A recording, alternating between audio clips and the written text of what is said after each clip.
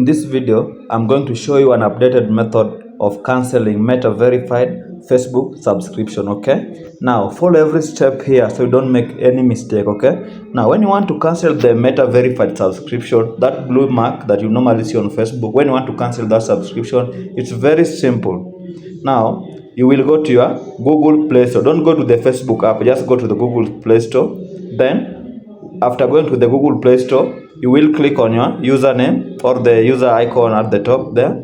Then scroll down, then click payment and subscriptions, then click subscriptions. Be very keen and follow every step here. Just click subscriptions. Now you can see there is an active Facebook subscription here, but the payment has been declined because the account does not have enough money. So what do we do to cancel that subscription? Just tap on it. Okay, then at the very bottom you will see a button for cancel subscription. Now just tap on cancel subscription. Okay, now you can provide the reason for canceling. You can say, okay, I don't use this service enough. Just provide any reason. Okay, then tap on cancel subscription. By doing that, you'll be able to cancel the Meta verified Facebook subscription. Thank you guys for watching. Let's meet in the next video.